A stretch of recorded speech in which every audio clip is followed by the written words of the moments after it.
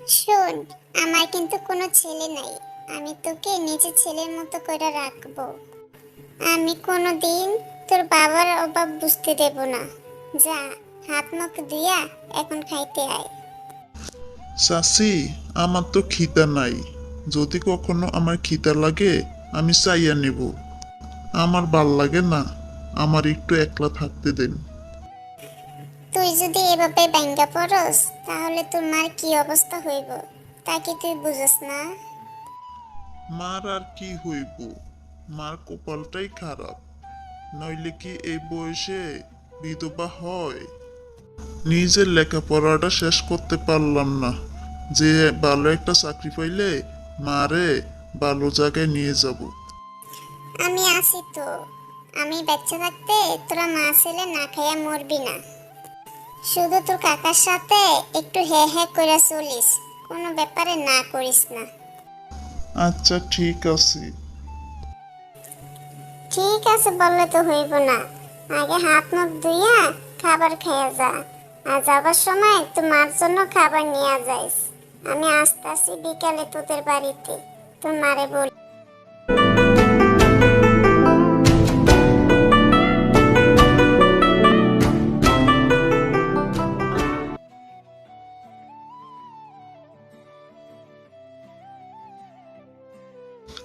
তাসিন, আমি এসব কি শুনতাছি? ইতি নাকি তোরে পছন্দ করে। দোস্ত, তোরে কিন্তু ভালো মনে করে বইলা দেই, ইতির ব্যাপারে কিন্তু তুই ভালো করে চিনস। তাই বললেও ইতির আশেপাশে ঘুরিস না।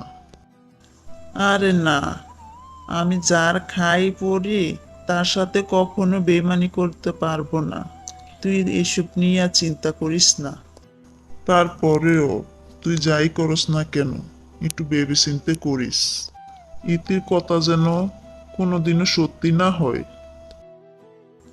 কোনো রকম ডাল ভাত খাইয়া বাচ্চা থাকতে পারলেই হয়। আজারা চিন্তা কইরা জীবন নষ্ট করার কোনো মানে।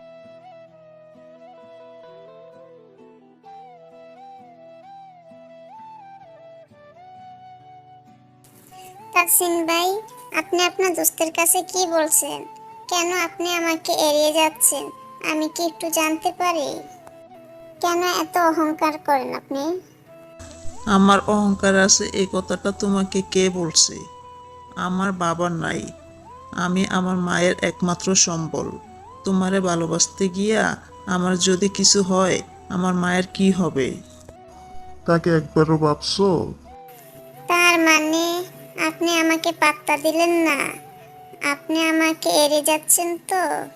একদিন দেখবেন আপনি আমাকে খুব মিস করবেন। আমি যে তোমাকে ভালোবাসি না তা কিন্তু না, আমিও তোমাকে খুব মিস করি, কিন্তু আমি খুব অসহায়। তুমি আমাকে বুইল্লা যাইয়া তোমার বাবার পছন্দের ছেলেরে বিয়া করে ফেলো। আমারে আর জ্ঞান দিতে হইব না, কিন্তু একটাই দুঃখ, এ দুনিয়ার ঘরে বাইরে কেউ আমারে বুঝলো না। কি রে, তুই এমন মনমরা হইয়া থাকস কেন? 2 দিন ধরে দেখতাছি তুই ঠিকঠাক মতো খাওয়া দাওয়া করস না। তোর কি হয়েছে আমারে বলতো। আমি ঠিক আছি, আমার কিছু হয় নাই। আমি কিন্তু তোর মা, আমি কিন্তু সব বুঝি। যেদিন ইতির বিয়া ঠিক হইছে সেদিন থেকেই তোর মন মরা দেখতাছি। আমার ছেলে হইয়া তুই এত বড় ভুল করবি কোনোদিনও ভাবি নাই। ওর জন্য আমার খারাপ লাগে, তা ঠিক আছে, কিন্তু ওরে নিয়ে কোনোদিন কোনো কিছু ভাবি নাই। এদিক থেকে তুমি নিশ্চিন্তে। তাহসিন ভাই, সর্বনাশ হয়ে গেছে। ইতি আপা সুইসাইড করার চেষ্টা করছিল। আপারে সবাই হসপিটালে নিয়ে গেছে। ইতি নর্ম আর ভদ্র ছিল। বাপমার কথা একবারও চিন্তা করলো না, এমন একটা কাজ করতে পারলো। এই দিনটা দেখার জন্য কি বাপমা সন্তান জন্ম দেয়? চাচি এই কথা পরে বললেন। তাহসিন ভাইকে তাড়াতাড়ি হসপিটালে পাঠান। আমি তাহলে যাই, খবরটা বলার জন্য আসছিলাম। ইতি আপার অবস্থা খুব।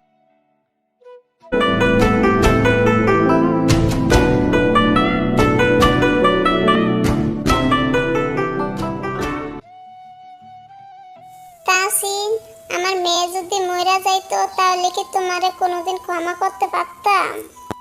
চাচি, আমি যা নুন খাই তার সাথে কোনোদিন আমি বেইমানি করতে পারি না, কিন্তু ইতি যে এমন একটা কাজ করব তা কোনোদিন আমি ভাবি নাই।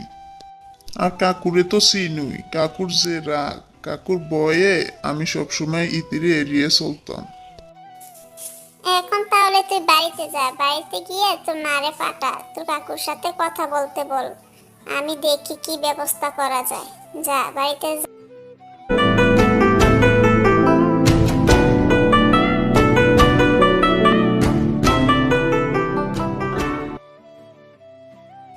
কি ব্যাপার, এ পর্যন্ত আমার কাপড় আয়রন হইল না কেন? আমার কথা কি তোমার কানে যায় না? এমন একটা ভাব দেখাইতেছ যে আমারে দেখা বয়ে মইরা যাইতেছ। আমি কি আজারে শুয়ে বসে থাকি যে যখন তখন তোমার কাপড় চোপড় আয়রন করে রাখবো? দিন শেষে আমার কি একটু বিশ্রাম নিতে মনে চায় না? কি ব্যাপার, আজকাল কি তোমার ডানা গজাইছে যে মুখে মুখে তর্ক আসে? আমি তো বোবা, আমি তর্ক করব কেমনে? এই সংসারে থাকতে হলে আমার বোবা হইয়া থাকা উচিত। আমার সংসার করতে হইলে তোমার বোবা সাহায্যেই থাকতে হইব। চটাং চটাং কথা বললে আর আমার সংসারে তুমি থাকতে পারবা না। এই সংসারে আসার পর আমি কোনোদিন একটু সুখে মুখ দেখছিলাম? আমার একটু বুঝে কইতে পারবা কখনো একটু সুখ পাইছিলাম তোমার সংসারে এসে?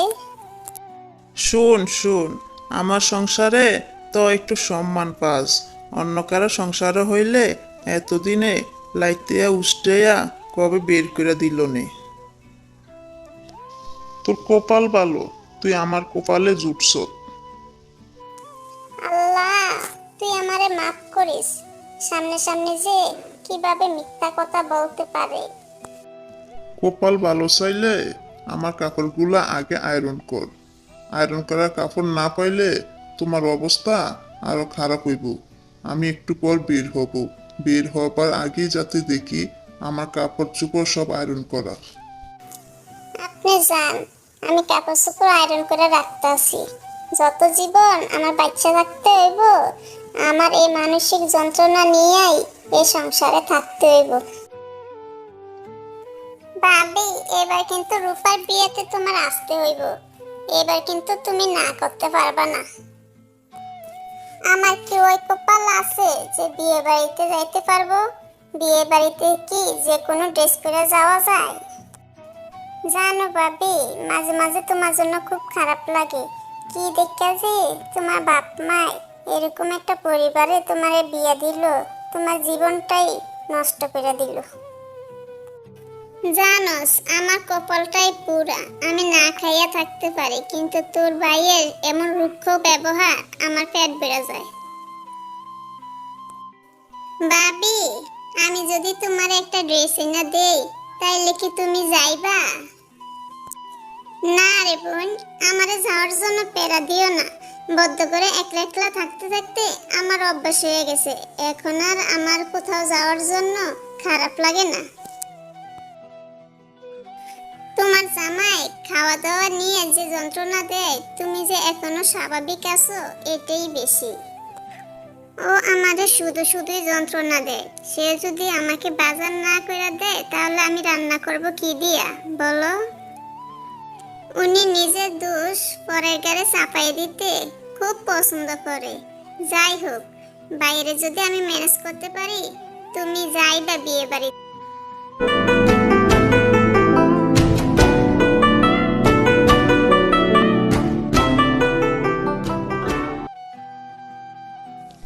আচ্ছা দোস্ত, আমার একটু বুঝে কত কারণে অকারণে যে বউটারে জ্বালাস, কি মজা পাস? বিয়ে বাড়িতে সবাই গেল, কিন্তু তুই অরে যাইতে দিলি না। বউটারে কষ্ট দিয়া তোর লাভটা হইল কি? তুই এসব বুঝবি না, বউরে চাপে রাখা ভালো। তাইলে বউ কোনোদিন গাড়ির উপর উঠতে নাচতে পারবো না। বউ আমারে এত ভয় পায় যে সব সময় আতঙ্কে থাকে। সি সি সি, তোর বন্ধ পরিচয় দিতে আমার লজ্জা লাগতেছে। বউ মানে কি জানস? বউ হইছে ঘরের লক্ষ্মী। ঘরের লক্ষ্মী যে পায়ে ঠেলে তার জীবনে কোনোদিনও সুখ আসে না। তুই যেমনে আমারে কইতাছস মনে হইতাছে তোর বউ স্বর্গে থাকি আর আমার বউ নরকে থাকি। দুস্থ শুন, সারা গ্রামে মানুষ তোরে নিয়ে সমালোচনা করে, তুই বউরে অনেক যন্ত্রণা দেস। আর আমার বউর জন্য কি করি পাড়াপড়শি আমাদের নিয়ে আলোচনা করে, একবার খবর নিয়ে দেখিস।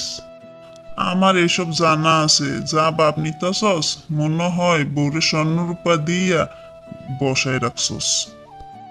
বউরে স্বর্ণরূপা দিতে পারি না ঠিক আছে, কিন্তু আসার সময় বউর জন্য একটা চকলেট হইল নিয়ে আসি। বউ এটা পাইয়া অনেক খুশি হয়। বউর খুশি দেখলে আমার মনটা তখন আনন্দে বইরা যায়। দোস্ত, তুই আমার চোখ খুইল্লা দিছস। আমি আর কোনোদিন বউরে মানসিক শারীরিক কোনো নির্যাতন করব না। তোর কথা শুন না অনেক খুশি হইলাম। এখন তাহলে বাড়ি যা। তুই বাড়ি যা, আমি তোর বাবির জন্য একটা শাড়ি আর কিছু বাজার কসমেটিক কিনা নিয়ে আসি।